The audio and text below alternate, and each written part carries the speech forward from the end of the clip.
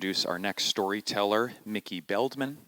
Miki moved from Toronto with her husband Don in 1979 and joined St. Cuthbert's here in Hamilton. In 1988, they took a sabbatical and attended Heritage Baptist, Shadok Presbyterian, and Little Bethel until they felt called to return to St. Cuthbert's during Lent in 1995. Miki has been a psychotherapist and social worker for close to 50 years. Lots of stories of faithfulness and endurance today. She's grown 2 children and 1 delightful grandson, Saul. She enjoys her work, writing liturgy, singing in the choir, dancing when no one is looking, doing a horrible job at learning to play the ukulele. And Miki said I had full license to make up anything I wanted about her for this introduction. So she is also a former gold medal Olympian. I'm going to say speed skating because we've been struggling in that one. She's a professional skydiver in a previous life. And I'll say leads a Fleetwood Mac cover band on the side. So we'll go with that. So with that, welcome up our sister, Miki.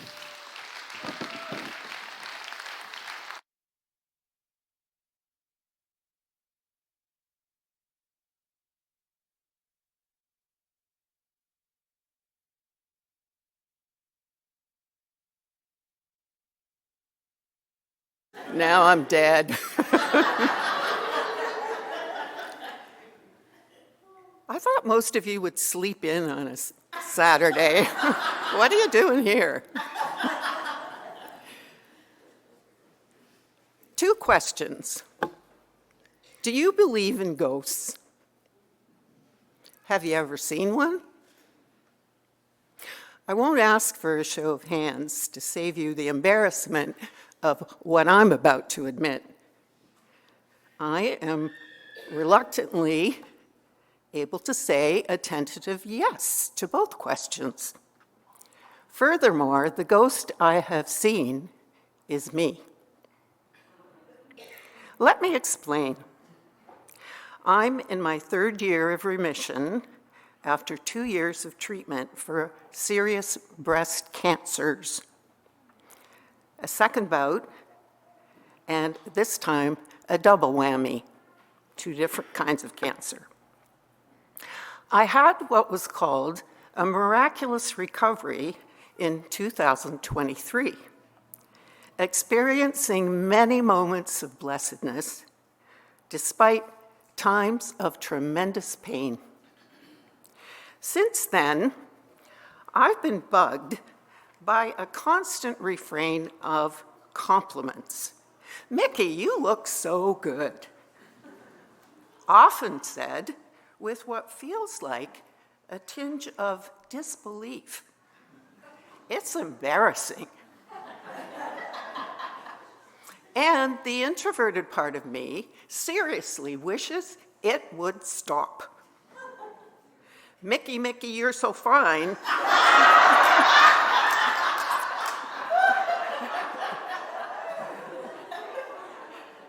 Has never made it to the top of my playlist.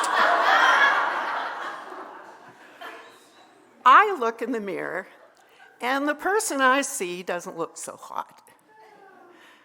Last week, I was asked by a 5-year-old at my church, "Why do you have so many wrinkles?" She went on, "How old are you anyway?" True confession time. I'm 78, I told her. She looked amazed and replied, "Well, my Oma is 20. I tell you, transparency can be so overrated.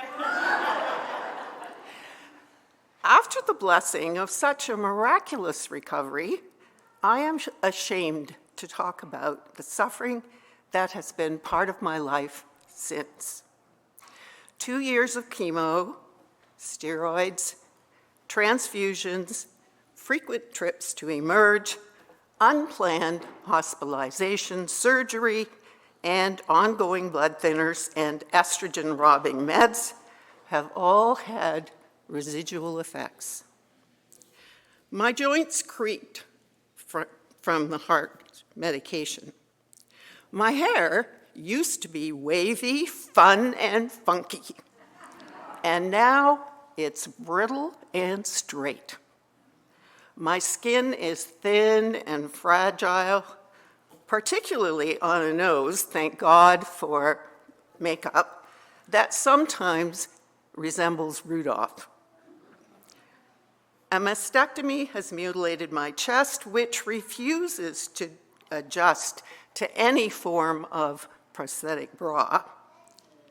I can no longer feel the bottoms of my feet, except when they itch like crazy in the middle of the night. Go figure.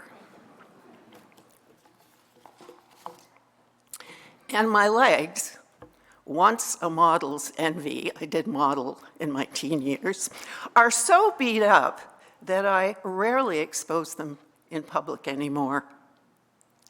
I have transient tremors. You think I'm nervous, but I also have transient tremors I can't control that resemble Parkinson's, but thankfully isn't that. There's more, but further details would be too improper to share. About the time I was recruited for this gig, a boyfriend I dated briefly 57 years ago got in touch for the first time. I'm not sure why, but that's a whole other story. I did tell you I was ancient. And in case you're worried about the ex, I should add that I'm also happily married for 51 years.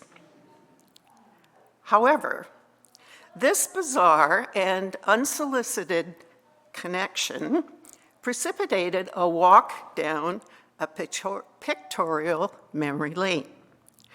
On my way to the photos of the olden days, I happened on more recent pictures taken during my cancer treatment.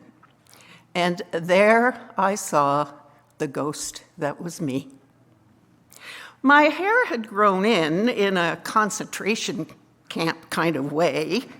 I had lost close to 50 pounds. My cheeks were sunken, my color ashen gray, and horrible dark circles around my eyes. I looked like the character in a horror movie. Revisiting that awful image woke me up to a reality that's relatively new to me. All those compliments that I felt so annoyed and embarrassed about, I now see differently. The people of my church community at St. C's, my family and friends, the people in Dawn and my networks around the world witnessed the awfulness of my illness, and they joined me there. They saw a ghost in need, and rather than run away in fear or call Ghostbusters so they didn't have to deal with it, they interceded, prayed, visited, drove, fed, listened, encouraged, advocated, and then they prayed some more, even when I couldn't. Now these compliments I once dreaded remind me that these folk are the witnesses of God's grace in my life, and they highlight the strength of community and my hope for the future. Those comments are being offered by the very people who are, to me, the face and hands and voice of Jesus. So when I hear Miki, you look so great, I can temper the grief of what was lost and give thanks for all I've gained, including the 40 pounds that make my jeans tighter, but make me look a lot less ghost-like, despite those 78-year-old wrinkles. I have learned a lot from the ghost in my life. What might you learn from yours?